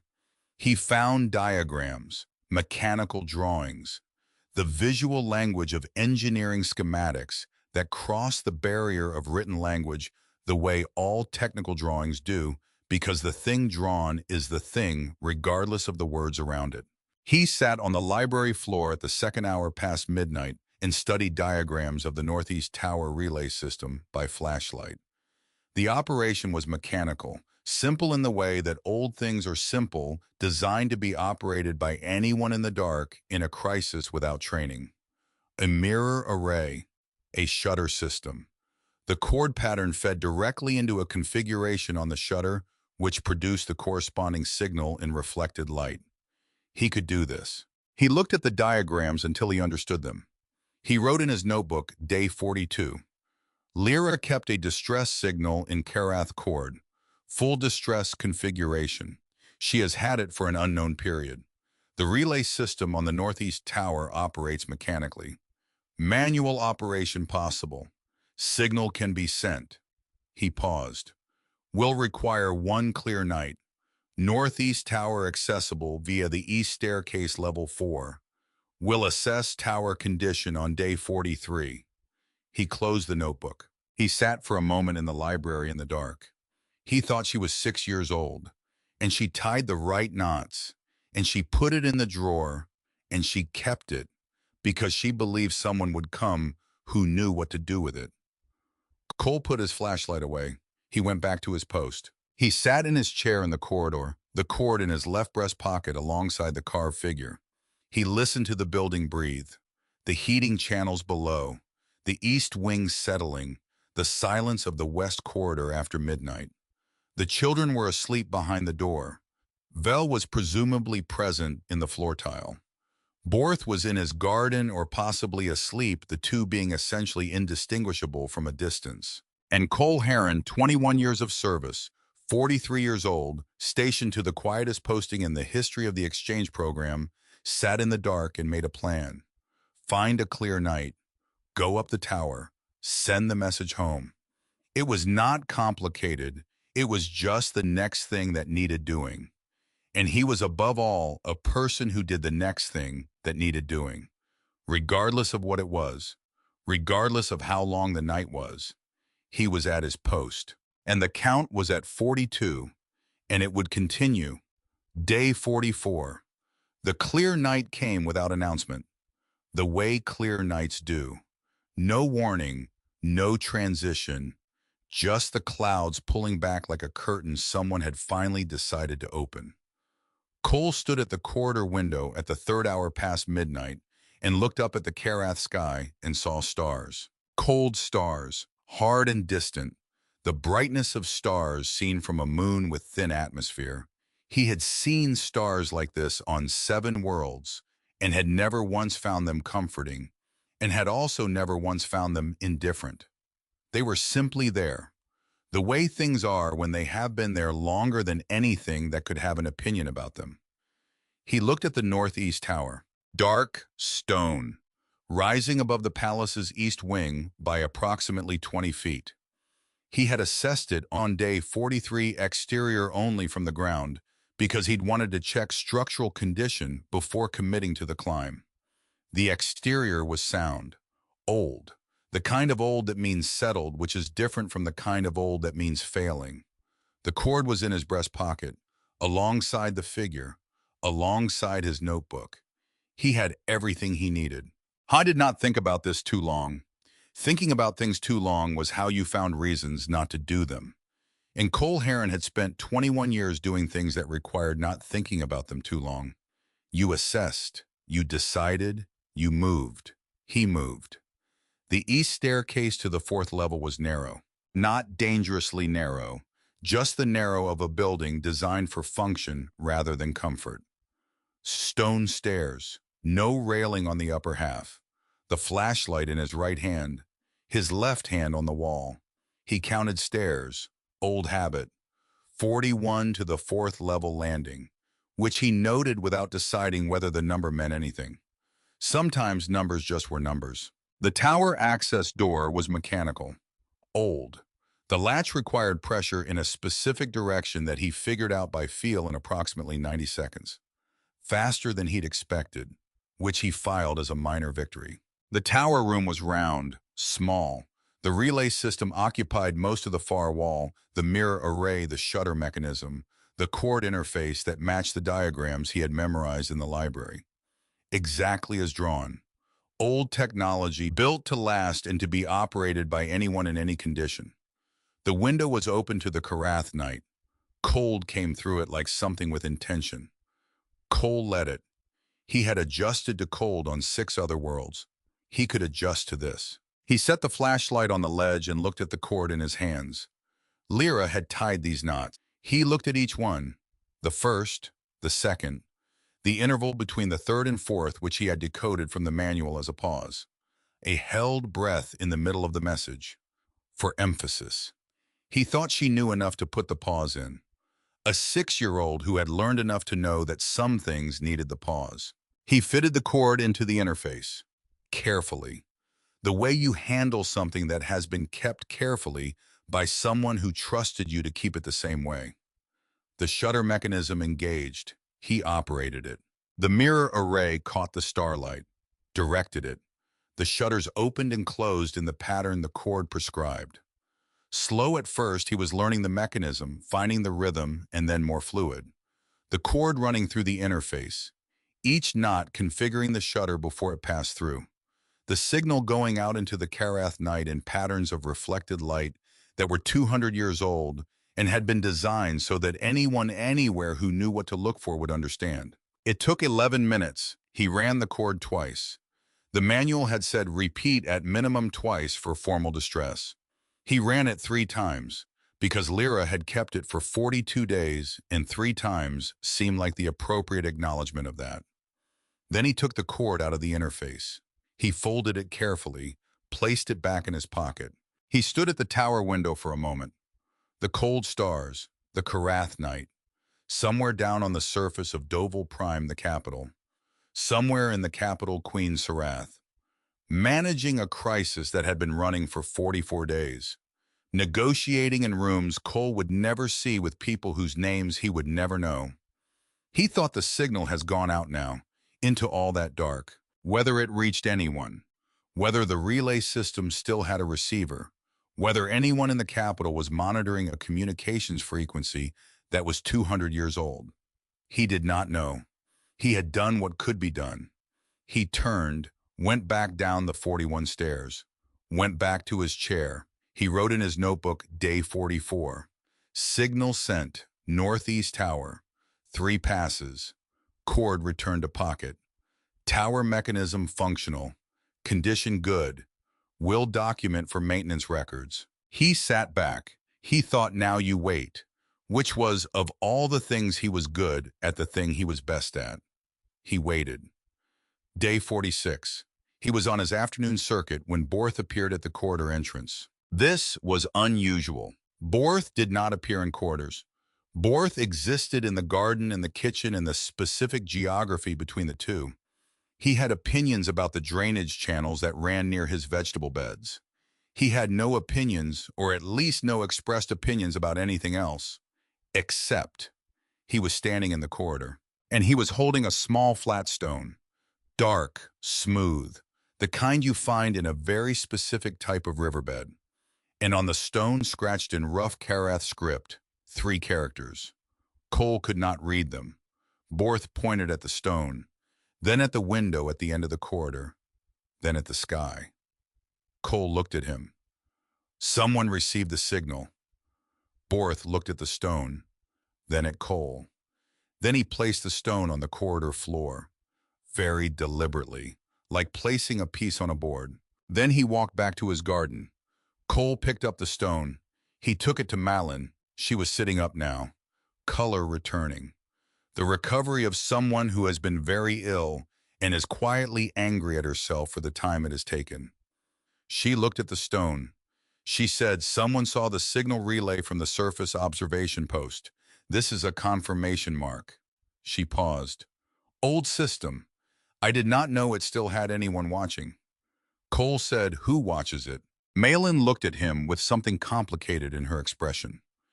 The palace household has maintained that watch for 200 years. The queen's household, wherever she is. Cole stood with that for a moment. Then, so she knows. If someone told her, yes. He went back to his post. He wrote Day 46. Signal confirmation received via surface relay. Stone left by Borth. Message received by someone in the system. Queen's household has a watch on the relay. She may know. Underlined, she may know. Then he sat in his chair and continued waiting. Day 48. The gate cycled at the 4th hour of night. The grinding delay he had been documenting for weeks, the mechanism running slower each day, the gears working against their own wear. That sound, familiar now, but something different underneath it tonight. Faster than yesterday's cycle, not fixed, but pushed. The sound of a gate being operated by someone who knows it is slow and is not waiting for it. Cole was out of the chair before he was fully awake. The corridor entrance, 40 steps. He was there in 37. He positioned himself, not in the doorway, not with his back to anything. 10 feet into the open corridor, hands visible, posture non-threatening, but between whatever was coming and the door behind him. always between. Footsteps, multiple, moving fast. The hard consonants of boots on stone, and then a voice. Command register, authoritative, the tone of someone accustomed to being answered immediately. Rapid careth that Cole's limited vocabulary could not fully follow except for one word. Children. Cole stood. They came around the corridor bend. 4 soldiers. And in front of them, moving faster than any of them, a figure in travel-worn dark blue. She stopped when she saw him. The soldiers spread. Professional spacing. Watching him with the assessment of people who have not yet determined whether the thing in the corridor is an obstacle or an ally. Cole did not move. She looked at him. He looked back. The corridor was dim, low nighttime lighting, but he could see her clearly enough. Travel dust on the outer cloak, hair braided and coming undone at one temple. The exhaustion in her face of someone who has been moving for a long time and has not stopped to consider stopping. The copper ring eyes, moving, taking in the corridor, taking in him, coming back to him. Sergeant Harran, she said, galactic standard, controlled voice, the kind of control that takes practice. Your Majesty. A pause. The corridor held it. My children. Not a question. The shape of one. The weight of something much larger underneath. Cole said asleep, healthy.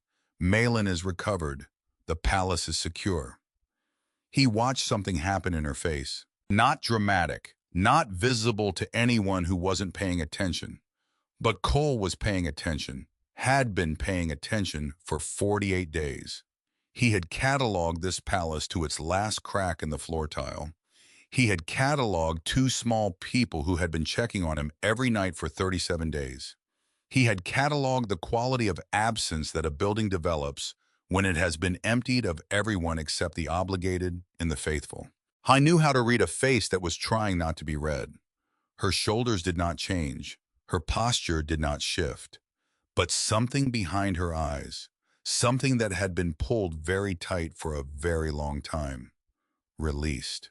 Quietly, the way a rope goes slack when the weight has finally been set down. At ease, Sergeant, she said, her voice still controlled, but with something beneath it now. Step aside.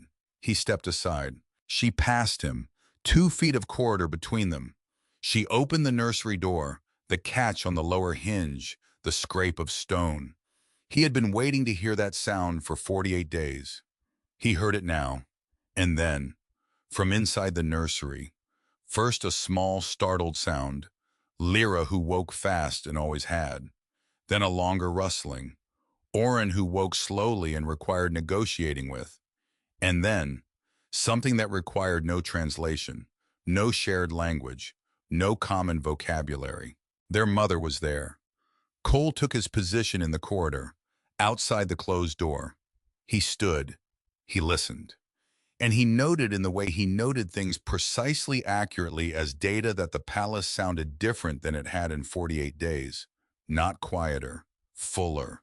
She found him 2 hours later. He had not moved. He had drunk the tea that one of the elderly retainers had brought at some point appeared without announcement. Set the cup down, retreated, and he had let it go cold without noticing, which was a thing that happened on long watches. The nursery door opened. She had changed out of the travel cloak. Her hair was still braided but reordered from the partly undone state of her arrival. She was carrying 2 cups. She extended one without preamble. He took it. The retainer said you had been here all night, she said, leaning against the wall. Not the formal posture. The posture of someone who has reached a wall and decided it will hold them adequately. Before that, according to her. I stopped counting by the 3rd week, Cole said. She held her cup in both hands and looked down the corridor. The nighttime dimming made the copper rings in her eyes catch the light differently than the portraits did. More alive. More specific. The signal, she said. Cole waited. I received it on day 46. An aide brought it to me in the middle of a negotiation session. Old relay code. My household has been monitoring that frequency for 200 years because my grandmother's grandmother established the watch, and no one has thought to discontinue it. She paused. I had not expected to receive a signal on it in my lifetime. She had dispatched a maintenance crew immediately, she told him, along with her own escort.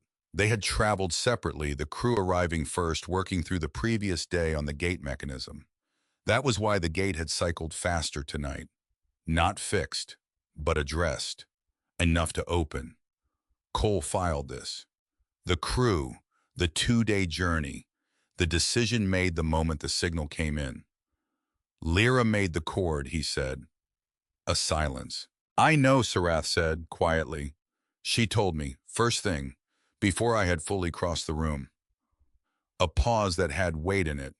She said the human guard found where to send it. She kept it for 42 days, Cole said. I just found the tower. Sarath looked at him for a long moment. He looked back. She said, show me the maintenance log. She read it in the corridor, standing by the light of the nighttime lamps. Not sitting, standing, which told him something about what standing means when you have been in motion for 48 days, and sitting would mean stopping, and stopping would mean feeling all of it. He watched her read, the way her eyes moved back sometimes to an earlier entry, the expression of someone taking the measure of a thing carefully, not skimming, reading. 22 minutes. He counted. She turned the last page. Let the silence hold for a moment. Then the delegation. Day 39. 6 marks. Yes. You counted the marks on the portrait. Day 1. Routine inventory. She looked at him. Something in that look that he couldn't fully read in the low light. Something assembling, reaching a shape. You documented everything, she said. Someone needed to. You are a diplomatic courtesy assigned to a quiet posting. You had no maintenance mandate, no intelligence function. No, she stopped. Cole said, I had the palace and the people in it. That was the posting. She looked at him. The corridor held them. The nighttime dimming. The warmth of old stone that has been keeping heat for centuries and does not give it up easily. The Provisional Succession Committee, she said. The delegation that came with 6 marks. Yes. They are part of the group that arranged the staff departures. We identified them last week. She paused. They wanted the palace empty. They wanted it to appear abandoned. It would have provided the legal grounds to challenge the children's residency status under succession law. Another pause. An abandoned royal residence with no household present, no official presence. It would have been enough. Cole processed this, filed it, said they didn't anticipate a human exchange soldier with a tendency to count things. The corner of her mouth moved. Not quite a smile. The shape that a smile makes when a person is too depleted to fully produce it, but finds something genuinely worth producing. No, she said. They did not anticipate that. She stayed for 3 days. The first day was entirely the children's. Cole understood this without being told. He reduced his patrol circuit, made himself available for practical necessities, and otherwise remained thoroughly peripheral. He had learned in 21 years of service the skill of existing in a space without claiming any of it. He watched from the respectful distance of a man attending to his work. Lyra gave her mother a tour. This was not a small thing. This was a comprehensive, systematic accounting of the palace's West Wing, conducted room by room with commentary. Cole could not hear most of it, too far wrong angle, the wrong language, but he could hear the cadence. Lyra explaining, her mother listening. The quality of listening that means a person is not waiting for the next thing to say, but is actually absorbing what is being told to them. Oren tried to show his mother the entire figure collection simultaneously. This created a logistical problem that Sarath addressed with practical efficiency. One figure, then the next. Oren accepted this compromise with better grace than Cole had expected, probably because his mother was holding each one with the appropriate seriousness. Cole noted this. He had learned it from a 4-year-old. He suspected Sarath had known it longer. Borth left a significantly larger basket outside the corridor that evening. No note, no communication, just the basket, considerably larger. Cole looked at it. He thought Borth has decided the situation has improved and has adjusted his vegetable output accordingly. He brought the basket to the kitchen. The dinner that night came from that basket, in the nursery, not the dining room, the nursery, which was the right decision structurally, in which Cole from his post could tell by the sound of it, was probably the best meal any of them had had in some time. He ate standing in the corridor, Borth's vegetables, whatever the elderly retainer had done with them. Not bad, not bad at all. He wrote in his notebook, day 48 evening. Palace population increased by 1. Quality of ambient sound significantly improved. Borth has increased production. Vel status unchecked today due to extenuating circumstances. Assessment Vel is fine. The second day she found him in the corridor with the maintenance journal. Early morning. He had been using the quiet before the household fully woke to update the East Wing documentation, adding the tower notes, cross-referencing the gate mechanism report, noting the boiler house drainage situation that he had been meaning to formalize. He heard her footsteps, set the journal on his knee without closing it. She stopped, looked at it. "May I?" she said. He handed it over. She read standing again. He had expected this. The morning light through the corridor's high windows made the copper rings in her eyes different from midnight. Warmer, more layered, like a color that only shows fully in a certain light. He watched her read, the small movement of her eyes back to a previous entry, the stillness of someone going carefully. Not efficiently, but carefully. She closed the journal, held it. "Sergeant Harran, ma'am, what does your commanding officer say about you?" Cole considered the accurate version of this, that he was thorough and reliable, and that his interpersonal qualities made him suited to quiet postings, which was a diplomatic formulation of he didn't produce a lot of noise. He took his work seriously. He did not require external validation to do the next thing that needed doing. He'd say, "I have a tendency to expand my scope beyond the formal mandate when circumstances call for it." Is that a critique? Depends on the circumstances. She looked at him steadily. In this palace, at this moment. A pause, deliberate. It is not a critique. She extended the journal. He took it back. "The maintenance crew will finish the gate mechanism today," she said. "East corridor cells are next, in that order. The boiler house drainage should be third on the list. Secondary channel. Probably debris from last season. I'll note it." She didn't write it down. He had the impression she didn't need to. "I'll also need to update my commanding officer," Cole said.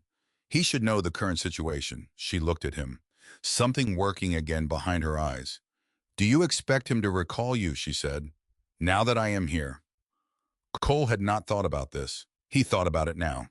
The thinking produced a specific unease, the kind that comes when a person who has organized themselves entirely around a task begins to consider what happens when the task resolves. He had organized himself around this corridor, around these children, around the carved figure in his breast pocket, and a folded cord and a notebook with 48 days of entries, and the sound of a door opening exactly one hand's width at the second hour past midnight. "Possibly," he said. "I will send a request that you remain," she said, without emphasis, as if it were a logistical note she was adding to the maintenance list. "Your posting here has been—" She paused. "Lyra sleeps better when she knows you're in the corridor." Cole filed this, carefully, the way he filed things that seemed important. "I appreciate that," he said, and he meant it simply, without performance, without anything extra. She looked at him for a moment longer, then went back to whatever she had been doing. Cole went back to his journal. He wrote day 49 morning, maintenance priorities confirmed, extension requests to be filed, Lyra's sleep quality noted as metric, Vel presumably present in floor. Or, day continues. The third morning. Oren was in the corridor at the hour before breakfast. Cole heard the door and looked up from his chair, and there he was, sitting cross-legged in the middle of the stone floor with the gravity of a 4-year-old who has decided that a thing requires doing and is doing it. The full collection, all 12 figures, arranged in a line in front of him, every one. The full inventory displayed with the care of someone who has given this exhibition serious advanced thought. Cole looked at the collection. Then he lowered himself to the floor. His knees noted this. He ignored them, as always. He sat beside Oren and looked at the figures. That one, Cole said, pointing to the one at the end of the line. The one he had learned was called something in Karath that he could almost pronounce now. Almost. The one with the long ears. Oren looked at him, then at the figure, then said the name. Cole repeated it. Badly. Oren corrected him. Patiently. The patience of someone who has accepted that some students are slow but are making genuine effort, and that genuine effort is worth continuing to support. They went through 7 figures this way, Cole's pronunciation improving incrementally, Oren's corrections becoming slightly less emphatic as things got marginally better. A negotiated progress. Then Cole picked up the Karath runner. Long neck, small, sharp teeth, the worn paint that was almost entirely suggestions now. The posture caught mid-motion. Running. He turned it in his hands, as he had turned it many times over 17 days. It had acquired a warmth from living in his breast pocket alongside his notebook and Rice's file and the folded cord. It felt different now than it had on day 31. Heavier somehow, more present. A voice behind them. Karath runner. He did not startle. He had heard the footsteps. He looked up and found Queen Sarath standing in the corridor, hands loose at her sides, something in her expression that was quiet. The kind of quiet that is not empty but full of something that hasn't decided yet how to come out. Karath runner, Cole repeated, looking back at the figure. She came and sat down on the floor, beside Oren, who immediately and automatically leaned into her side. The lean of a child against a parent. The immediate, unthinking lean. The lean that means you are here. I was aware you were not here, and now I am adjusting. She put her arm around him without looking, as if her arm already knew where to go. It appears on the original Karath charter, she said. Before the Dominion was formed, it's on the palace crest, the one above the outer gate. She looked at the figure in Cole's hands. It is very old as a symbol. Cole turned it. Long neck, the suggestion of speed. 2 years in small, careful hands, now in his. He has been carrying that one, she said, since you arrived. He showed me the collection. I said they were well made. Yes. She looked at him, something different in the look now. Quieter, more serious, like something she has decided to say out loud. Oren doesn't give things away. Cole said, I know. She looked at Oren, the small weight of him against her side, then back at Cole. In the old Karath tradition, she said, before the Dominion, before the formal governance structure, the Karath runner was not a symbol of the empire. Cole waited. It was a trust object, a family trust, when a parent could not be present to protect their child. She paused. The pause had weight, had 48 days of weight in it. They would give the Karath runner to the person they trusted most, the person they trusted to stand in the space they could not fill. Cole said nothing. It was not a gift, she said. It was a commission, an assignment, given once, not taken back. The corridor was very quiet, the heating channels below doing their patient work, the east wing in its stillness, the palace around them. Cole looked at the figure in his hands. He thought Oren is 4 years old. He thought he has had this since he was 2. I thought he walked out into the corridor on day 31 and held it out with both hands. The way you hold something that matters, the way you give something that means something. And Cole had taken it carefully the way you receive something offered with ceremony and had put it in his breast pocket and carried it every day since. I thought a 4-year-old saw something that the entire diplomatic apparatus of two civilizations had not prioritized. Saw a man in a corridor who stayed. Every night, every check, every morning, present, consistent, there. And had done the only thing a 4-year-old could do to say, I see you. I trust you. This is real. Cole looked at Oren.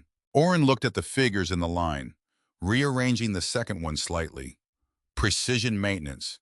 Then he looked up at Cole, with the expression of someone who has reviewed a decision made earlier and has found it sound. Thank you, Cole said to Oren, with the full seriousness the occasion required, because Oren required seriousness, had always required it, had always known with the clarity that small children have before the world teaches them to doubt it exactly when seriousness was called for.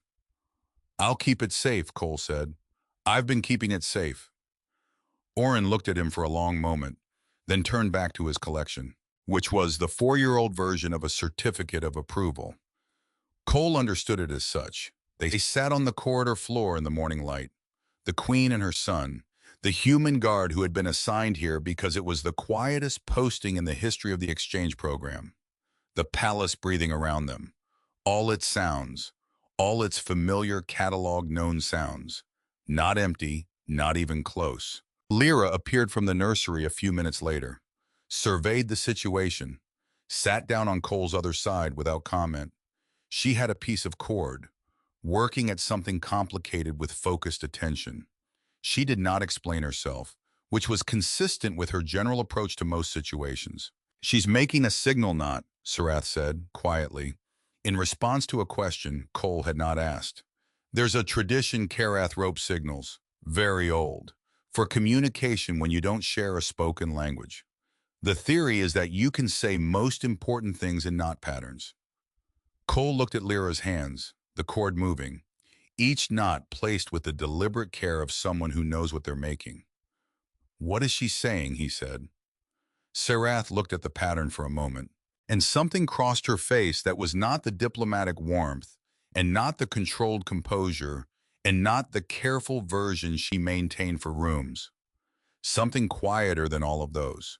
Something that had been there a long time and simply was the way certain things are without performance or announcement. That particular configuration, she said, generally means something like present here, staying. Cole looked at the knot in Lyra's hands. I thought she has been saying this the whole time, in the only language available to her. He fought it, carefully, in the part of his catalog that was not the maintenance log, or the duty report, or the official documentation. The other part, the one that had started on day 11 when a door opened one hand's width at the second hour past midnight, and a pair of copper ring eyes looked out and were satisfied by what they found. She left in the afternoon. Her escort had arrived that morning, a fuller complement than had come with her in the night. 6 soldiers and a diplomatic aide who immediately got into a detailed conversation with one of the elderly retainers about the maintenance journal's contents, writing things in his own official journal with the focused energy of someone who has been given a list and is determined to address it comprehensively. Cole watched the preparations from the East Corridor window. He felt the discomfort of a methodical person at loose ends. The organizational momentum of 48 days pointing in a direction and finding that direction suddenly changed. Not removed. Changed. He went to the boiler house. Because the boiler house drainage needed documenting. Because he would not be there to monitor it overnight. Because the aide should have the most current observation on record. Because doing something useful always settled him in a way that doing nothing never would. I was crouched at the secondary drainage channel access panel with a small tool in his hand when he heard footsteps. He stood. She stopped a few feet away, looked at him, standing in the boiler house with an access panel open and a tool in his hand. Something crossed her expression that he couldn't fully read. Not surprise, something else. I wanted to speak with you before we leave, she said. Cole set the tool down.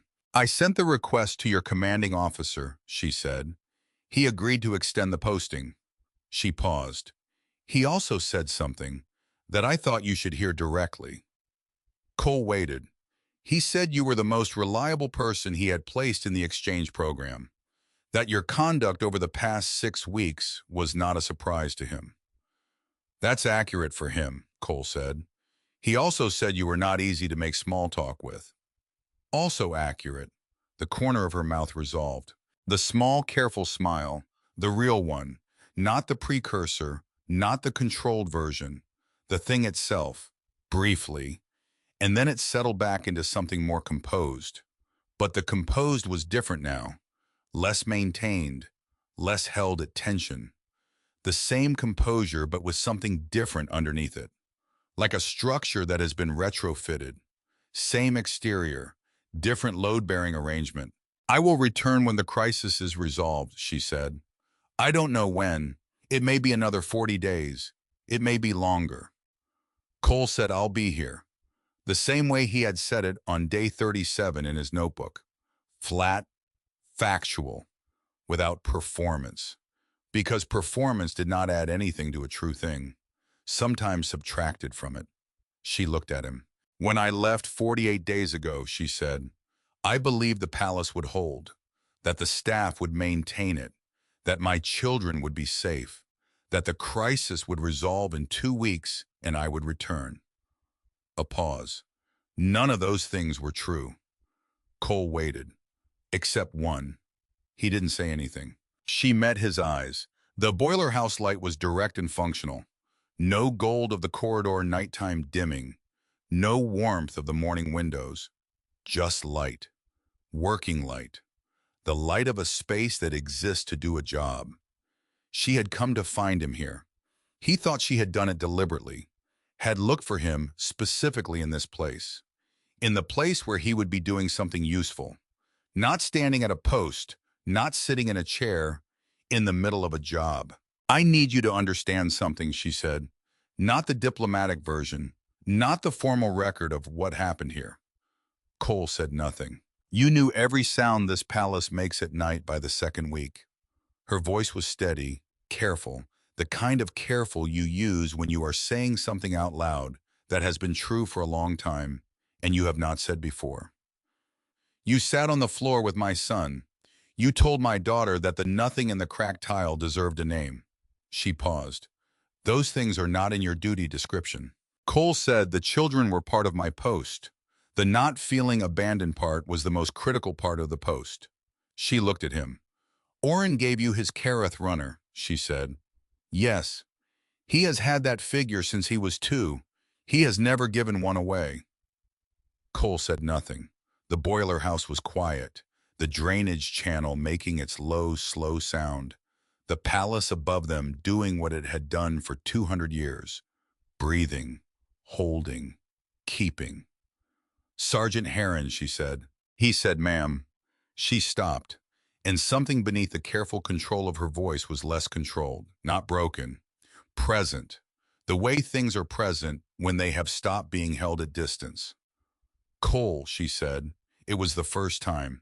His given name, 2 syllables, and she said it the way you say something when you are not performing the saying of it. When the name is just the name, and the person is just the person, and the room has finally gotten quiet enough for that to be enough. I'm going to ask you something directly, she said. All right. Do you want to be here? She stopped. Not because of your posting, not because your commanding officer has agreed to the extension. She stopped again, and the thing beneath the controlled voice was more present now, less held at distance. Because you want to be in this palace, with these children. Another stop, shorter, like a breath. With. The boiler house held them in its functional light. Cole Harran stood in it and looked at a queen who had come home terrified and had found everything held, who had read 48 days of entries in a maintenance journal with the attention of someone who understood what they were actually reading, who had sat on a stone floor beside her 4-year-old son and explained to a human soldier the weight of a thing he had been carrying in his breast pocket for 17 days, who was standing in a boiler house asking him a question that had considerably more in it than its words, who deserved an honest answer. Yes, he said. One word, The way he said everything he meant fully, flat and factual and without performance, because performance did not add anything to a true thing. He had learned this at 7 postings across 4 systems, and it remained true here. She held his gaze for a moment. Then she looked down, and her shoulders did the thing he had seen at the nursery door on the first night, the first hour. The thing that had no name in any language he spoke, but that he had cataloged with the same attention he gave everything important. The releasing of weight, the specific and particular releasing of something that has been held at tension for a long time and is finally being set down. Good, she said, her voice quiet. That is good. Neither of them said anything for a moment that lasted longer than silence usually does. Then she looked up. The drainage secondary channel had a blockage. The aide had it on the list with the correct priority. Cole confirmed this briefly and accurately, and she received it with equal brevity and accuracy. And then she straightened, the careful control back.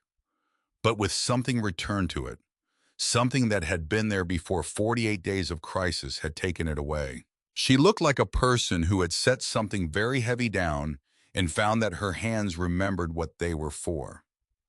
When I return, she said, the children will want to introduce you to everyone who comes back. Oren will want to show you the full collection properly. Lyra will have worked out more of the rope signal manual by then. A pause. And she'll want to check on Vel. I'll be ready, Cole said. I know you will, she said. She left. He closed the access panel, documented it accurately, went back through the east corridor, and took his post outside the nursery door. Because the children were inside with Malin, and his post was his post. Through the corridor window, he watched the escort prepare to depart. The Queen's cloak correctly assembled, the mounted escort in formation, the diplomatic aide with his journal tucked under his arm. The gate mechanism opened. The crew had finished while she visited. The grinding delay gone. The thing running the way it was supposed to run when someone had taken care of it properly, which was satisfying, in the way that competent work is satisfying. He watched her pause at the gate. From this distance, he could not read her expression, but she turned before she passed through and looked back at the palace. He was at the corridor window because that was where he was, because the window was where the light was. She stood there for a moment, then she went through.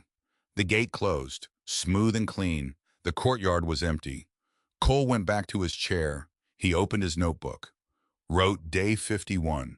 Queen departed 1430 hours. Gate mechanism confirmed operational. East corridor documentation updated. Boiler house noted for follow-up. Maintenance crew performing to schedule. Children present and settled. Vel status present as always. He paused. Then watch continues. He set the journal on his knee and sat back.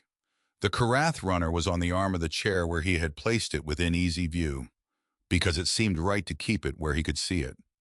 Long neck, small sharp teeth, worn paint, an old thing kept carefully by small hands, and now in his keeping. He thought about the cord in his pocket, the knot configuration, present here, staying. He thought about Rice's notebook, the white pages after day 31. I thought about his own notebook, the entries that had continued. Past day 31, past day 37, past day 44, past 48. The palace breathed around him, all its accustomed sounds, the east wing settling, the heating channels below, the particular silence the west corridor made when the children had been asleep long enough that all the small sounds of falling asleep had finished. He was at his post. He could wait. She returned in 37 days. He heard the gate at the 4th hour of afternoon, running smoothly, the clean efficiency of a thing that had been fixed and had stayed fixed. He was at the corridor window before he had made the decision to stand. The escort came through the courtyard, more than before, a fuller complement. People accompanying someone important to somewhere that matters. She came through the palace doors with 2 soldiers at her back and stopped in the main corridor. The afternoon light through the corridor's west windows was warm, Gold. The quality of late-day light that has been traveling all day and has finally arrived somewhere worth going. She looked at him standing in it. He looked back. Something in her expression did the thing he had no precise name for in the catalog, but which he had noted consistently from the first time he saw it as significant. As the kind of thing you do not see in portraits, and do not see in formal postures, and do not see when someone is performing something for a room. The real version of her, looking at him. She said, Oren asked this morning if the human guard would still be there. Cole said, what did you tell him? I told him yes. A pause. He said good, she said, in the tone of someone for whom this was the most important piece of information he had received on the subject. Cole said, he told me once, the palace doesn't feel empty when I'm here. It doesn't, she said, and the gate ran smoothly behind them. And the East Wing cells were steady, the crew had finished weeks ago, and the progression had stopped. The way problems stop when someone addresses them properly. And somewhere in the nursery at the end of the West Corridor, the warmest and most carefully cataloged part of the palace, two children who had been checking on him every night for 37 days were probably at this very moment aware that the gate had opened and were making their way toward the door. Queen Sarath of the Karath Dominion looked at the human guard who had stayed at his post, and she let the careful control be something warmer, something she did not usually permit in corridors, not the precursor, not the small, careful predecessor, the thing itself, which was altogether warmer and less guarded, and the kind of thing a person does when they are not thinking about whether to do it, when they are just there. And the person they are looking at is just there. And the palace is holding both of them in its breathing, steady old stone warmth. And none of it is empty, not anymore, not at all. You cataloged everything, she said. It's what I do, he said. Yes, she said. I know. And she smiled at him. The real one. And Cole Harran, 21 years of service, 43 years old, stationed to the last watch at Karath North, because it was the quietest posting in the history of the exchange program, filed it carefully.